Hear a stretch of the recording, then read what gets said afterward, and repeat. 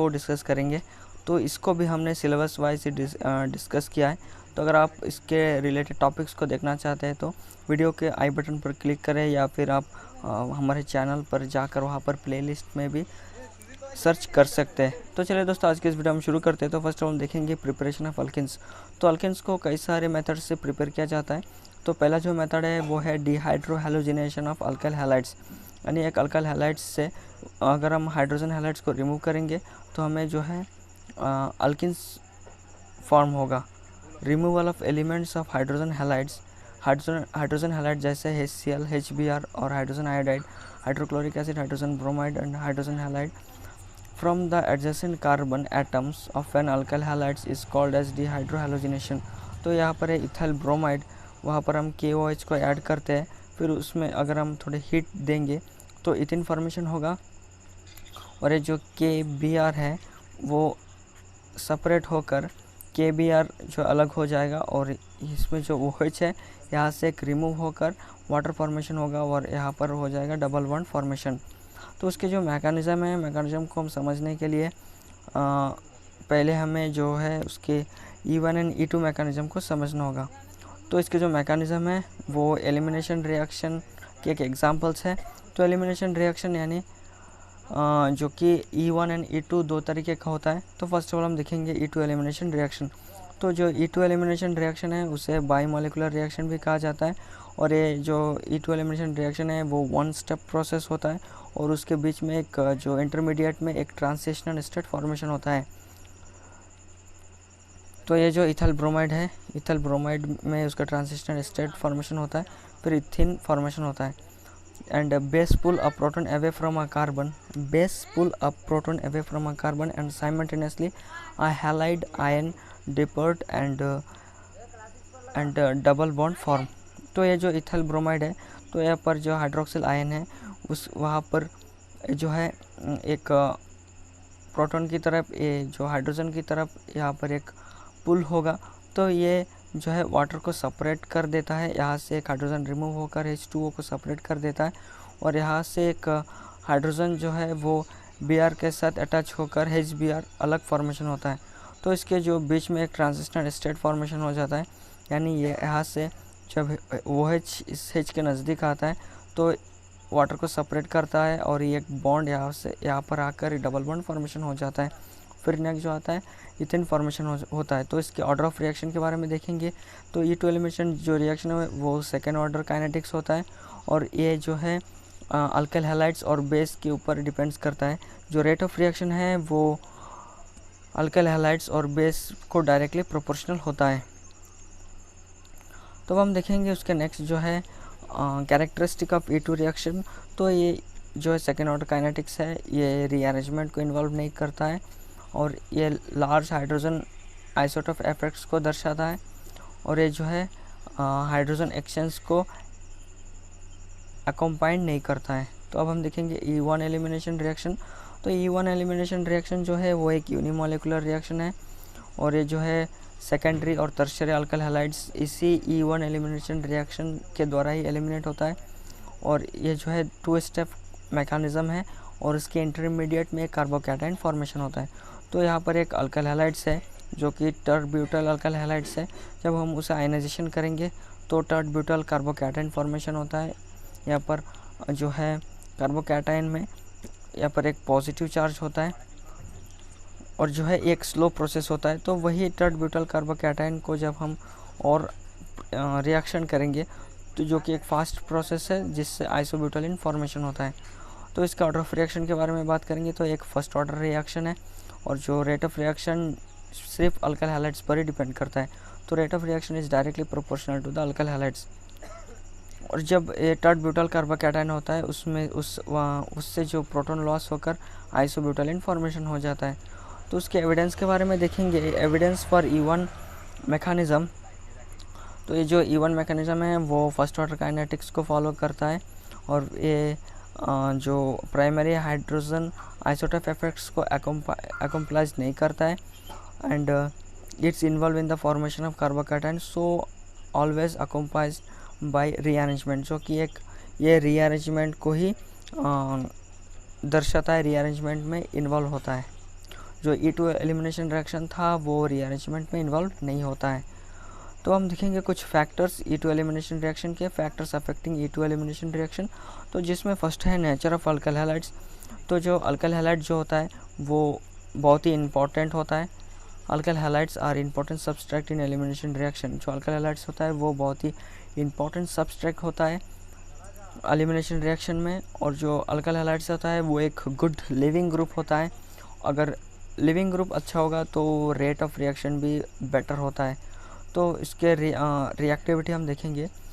तो रिएक्टिविटी जैसे है जो फर्स्ट आयोडाइड आता है, ब्रोमाइड आता है, क्लोराइड आता है, फिर फ्लोराइड आता है।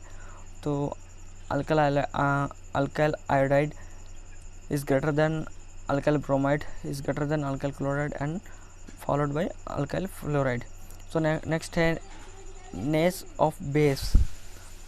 तो जो बेस हम यूज़ करते हैं उसके फंक्शन जो होता है वो प्रोटॉन जो हम वहाँ पर रहता है उसको एब्स्ट्रैक्ट कर देता है, हाइड्रोजन प्रोटॉन को। और ये जो है rate of reaction nature of base के ऊपर ही डिपेंड करता है। अगर उसके जो बेस को हम यूज़ करते हैं वो अगर स्ट्रॉन्गर होगा तो वो हाइड्रोजन को जो है सब्सट्रैक्ट अच्छी तरह से कर सकता है, प्रोटॉन को अच्छी तरह से सब्सट्रैक्ट कर सकता है। तो हम यहाँ पर KOH को एक बेस के तौर पर हम इसे यूज़ करते हैं। नेक्स्ट है नेचर ऑफ सॉल्वेंट। तो less polar solvent follow E2 elimination reaction. तो पोलर सॉल्वेंट अगर लेस होगा तो एलिमिनेशन रिएक्शन भी अच्छा होता है। नेक्स्ट है नेचर ऑफ अल्काइल ग्रुप। तो अल्काइल ग्रुप जो है वो उसके reactivity tertiary is greater than primary and secondary, tertiary, secondary and primary. और जो स्टेबिलिटी की बात करेंगे तो अल्काइल ग्रुप में तो हाईली ब्रांच जो अल्केन्स होता है वो बेटर स्टेबिलिटी होता है and which is being form from highly branched alkyl group, जो कि एक हाईली ब्रांच्ड अल्काइल ग्रुप को फॉर्मेशन भी करता है। तो नेचर ऑफ अल्काइल ग्रुप में क्या होता है, नेचर ऑफ अल्काइल ग्रुप में वो tertiary, primary and tertiary, secondary, primary group जैसा ही दर्शाता है। तो हम देखेंगे नेक्स्ट जो है evidence for E2 mechanism.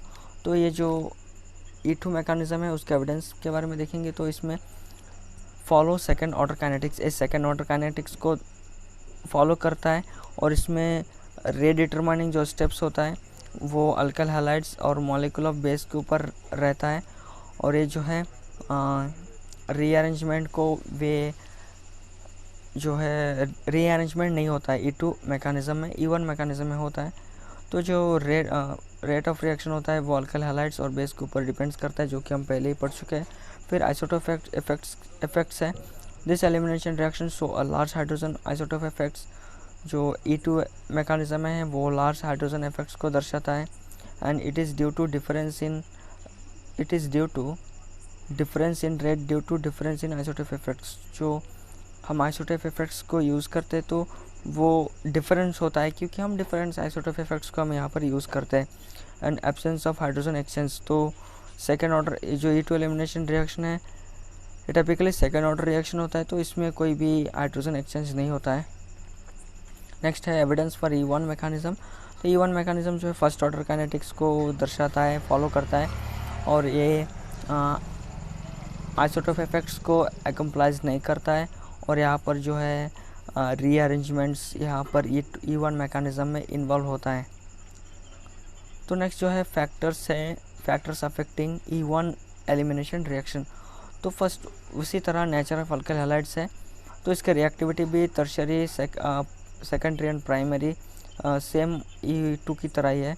The reactivity by the increasing because of greater stability of carbocation being formed a redetermining step, and tertiary is the more stable and produce tertiary alkyl halides। तो जो उसी तरह ही E2 की तरह ही होता है। तो यहाँ पर जो इंटरमीडिएट स्टेप होता है वहाँ पर जो है कार्बोकेटाइन फॉर्मेशन होता है। तो अगर टर्शियरी यानी जो हाईली ब्रांच कार्बोकेटाइन फॉर्मेशन होगा तो उसकी स्टेबिलिटी भी अच्छा होगा और वो टर्शियरी अल्काइल ग्रुप को भी प्रोड्यूस करता है। नेक्स्ट है nature of bases. The nature and concentration of bases does not affecting E1 elimination reaction and it is not take part in rate determining step. तो यहाँ पर हम जो बेस जो बेस है, नेचर ऑफ बेस, तो E1 एलिमिनेशन रिएक्शन में उसके कॉन्सेंट्रेशन, उसके नेचर और उसके कॉन्सेंट्रेशन यहाँ पर अफेक्ट नहीं होता है E1 एलिमिनेशन रिएक्शन में। और जो है रेट डिटरमाइनिंग स्टेप में भी ये कोई भी मायने नहीं रखता है। नेक्स्ट है nature of alkyl halides. The effect is same as E2 elimination reaction, tertiary, secondary and primary, and overall rate of reaction upon stability of carbocation। तो अल्काइल हैलाइड्स ये भी E2 एलिमिनेशन रिएक्शन की तरह ही है, जो कि tertiary, secondary and primary की तरह, और जो है कार्बोकैटायन के ऊपर ही डिपेंड्स करता है। अगर हाईली ब्रांच्ड होगा तो ये हाईली स्टेबल होगा। नेक्स्ट है nature of solvent. Highly polar solvent favour E1 elimination reaction as its help to the stability carbocation form and it rate of determining step. तो ये जो है हाईली पोलर सॉल्वेंट, ये जो E1 एलिमिनेशन रिएक्शन यहाँ पर involve होता है, और वे अगर हाईली पोलर सॉल्वेंट होगा तो वो स्टेबल भी होता है। तो नेक्स्ट है ओरिएंटेशन ऑफ एलिमिनेशन रिएक्शन, जिससे हम सेड्सफ रूल भी कहते हैं। तो ये जो सेड्सफ रूल्स है उसमें 2 प्रोबेबिलिटी रहता है। तो अगर हम यहाँ पर हम 2 ब्रोमोब्यूटेन को अगर रिएक्ट करते तो 2 प्रोबेबिलिटी जैसे है 1 ब्यूटेन जिसमें 80% और 2 ब्यूटेन 20% फॉर्मेशन होता है। Dehydrohalogenation of alkyl halides give a mixture of isomeric alkene which isomers will predominate depends upon the orientation of elimination। तो उसके एग्जांपल हम देखेंगे, जैसे 2 bromobutane on dehydrohalogenation gives 1 butane attack by base at the beta carbon on C1। तो ये जो है इसमें 2 ब्रोमोब्यूटेन है, तो इसमें टोटली जो है सेड्सफ रूल ये डिहाइड्रोहैलोजिनेशन रिएक्शन में ही होता है। तो इसमें अगर हम 2 ब्रोमोब्यूटेन को डिहाइड्रोहैलोजिनेशन करेंगे तो ये 1 ब्यूटेन फॉर्मेशन होगा। ये बेसिकली जो है बीटा हाइड्रोजन जो फर्स्ट कार्बन होता है उसके बीटा हाइड्रोजन में अटैक करता है, और नेक्स्ट जो है वो 2 ब्यूटेन फॉर्मेशन होता है। तो 2 ब्यूटेन में ये भी जो C3 होता है, C3 के बीटा जो हाइड्रोजन होता है, बीटा हाइड्रोजन में ये इफेक्ट करता है, तो जिसके ज़रिए 2 ब्यूटेन फॉर्मेशन होता है। And alkane which is more stable will be formed greater amount. तो जो मॉलिक्यूल ज़्यादा फॉर्मेशन होता है, जो ज़्यादा स्टेबल होता है, वो वही मॉलिक्यूल को ज़्यादा फॉर्मेशन करता है। तो यहाँ पर 2 ब्रोमोब्यूटेन है, तो अगर हम उससे रिएक्ट करते हैं OH से, तो यहाँ पर वो 1 ब्यूटेन फॉर्मेशन होता है। तो ये जो फर्स्ट कार्बन है उसके बीटा हाइड्रोजन को अटैक करता है, तो यहाँ पर 80% फॉर्मेशन होता है, क्योंकि ये ज़्यादा स्टेबल है इसलिए ये ज़्यादा अमाउंट में फॉर्मेशन होता है। तो हम देखेंगे E1 एंड E2 के जो उसके डिफरेंस, या फिर आप E1 elimination versus E2 elimination reaction भी कह सकते हैं। तो E1 एलिमिनेशन एक यूनिमोलिकुलर एलिमिनेशन रिएक्शन है और E2 एलिमिनेशन एक बाईमोलिकुलर रिएक्शन है। ये जो है E1 2 स्टेप होता है, E1 1 स्टेप का होता है, और इसके इंटरमीडिएट में कार्बोकैटायन इंटरमीडिएट होता है, और इसमें no carbocation is formed. And the rate of reaction depends on the concentration alkyl halides only. जो E1 एलिमिनेशन में सिर्फ अल्काइल हैलाइड्स में ही डिपेंड्स करता है, और इसमें अल्काइल हैलाइड्स के साथ साथ बेस में भी डिपेंड्स करता है, और इसमें स्ट्रॉन्ग बेस की कोई ज़रूरत नहीं होती है, इसमें स्ट्रॉन्ग बेस की ज़रूरत होती है। And highly polar solvents are required. यहाँ पर हाईली पोलर सॉल्वेंट्स की रिक्वायर्ड होती है, यहाँ पर लो पोलर सॉल्वेंट्स की रिक्वायर्ड होती है, और यहाँ पर रीअरेंजमेंट्स ऑफ कार्बोकैटायन होता है, और यहाँ जो E2 होता है उसमें कोई भी रीअरेंजमेंट्स नहीं होता है। तो हम देखते हैं जो नेक्स्ट मेथड है वो है डीहैलोजिनेशन ऑफ विसिनल डाइहैलाइड्स। तो विसिनल डाइहैलाइड्स मतलब क्या होता है, जब हम एक अल्काइल हैलाइड्स को जिंक के साथ मिक्स करते हैं तो यहाँ पर जो हैलोजन होता है वो जिंक के साथ फॉर्मेशन होकर जिंक हैलाइड्स फॉर्मेशन कर देता है, तो जिससे हम कहते हैं विसिनल डाइहैलाइड्स। तो यहाँ पर 1,2 डाइब्रोमोइथेन है, जब हम उसे जिंक्स के साथ रिएक्शन करते हैं इन the presence of alcohol and heat, तो इथिन फॉर्मेशन होता है और डाइब्रोमो जिंक फॉर्मेशन होता है।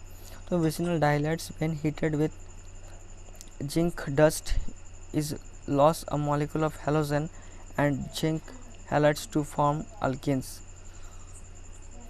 तो उम्मीद करता हूँ कि आप समझ गए होंगे, यानी एक जब अल्काइल हैलाइड्स के साथ जिंक डस्ट रिएक्ट होता है तो यहाँ पर इथिन फॉर्मेशन होता है, और जिंक यहाँ पर हैलोजन को रिमूव करके जिंक के साथ जिंक हैलाइड्स, फिर जिंक हैलाइड्स फॉर्मेशन होता है। जो नेक्स्ट मेथड है वो है डिहाइड्रेशन ऑफ अल्कोहल। तो यहाँ पर इथाइल अल्कोहल है जो कि एक प्राइमरी अल्कोहल है। तो अगर हम उसमें 95% of sulphuric acid in the presence of 443 to 453 kelvin को हम यूज़ करते हैं तो इथिन फॉर्मेशन होता है, उसके फॉलोड बाय वाटर। तो यहाँ पर एक सेकेंडरी अल्कोहल है जिसमें हम 413 केल्विन को यूज़ करते हैं और 60% ऑफ सल्फ्यूरिक एसिड को, तो प्रोपाइलिन फॉर्मेशन होता है एंड फॉलोड बाय वाटर। तो डिहाइड्रेशन यानी रिमूवल ऑफ वाटर। तो एक अल्कोहल से अगर हम वाटर को रिमूव करते हैं तो इथिन फॉर्मेशन होता है। तो नेक्स्ट है हॉफमैन एलिमिनेशन रिएक्शन। तो Hofmann elimination reaction specially quaternary ammonium hydroxide के ऊपर रहता है। तो एक यहाँ पर एक क्वाटरनरी अमोनियम हाइड्रोक्साइड है, अगर हम उसे हीट करेंगे तो अल्किन फॉर्मेशन होगा और फॉलोड बाय वाटर फॉर्मेशन होगा। और यहाँ पर एक नाइट्रोजन है, तो यहाँ पर एक टर्शियरी कंपाउंड भी फॉर्मेशन होता है। Alkene can also be prepared by pyrolysis of quaternary ammonium hydroxide, यानी क्वाटरनरी अमोनियम हाइड्रोक्साइड को अगर हम पायरोलाइसिस करेंगे यानी हीट करेंगे तो अल्किन फॉर्मेशन होगा। तो दोस्तों ये थे आज की इस वीडियो, तो जिसमें हमने टोटली डिस्कस किया है कि जो अल्किन्स को कैसे प्रिपेयर किया जाता है, फिर हम उसके मैकेनिज्म के बारे में भी डिस्कस किया है। दोस्तों हमारे नेक्स्ट जो वीडियो है उसमें हम अल्किन्स के फिजिकल एंड केमिकल प्रॉपर्टीज़ के बारे में डिस्कस करने वाले हैं। तो दोस्तों उम्मीद करता हूँ कि आज के इस वीडियो आपको पसंद आया होगा। वीडियो पसंद आए तो लाइक करें, चैनल पर नए तो प्लीज़ चैनल को सब्सक्राइब करें। Thanks for watching.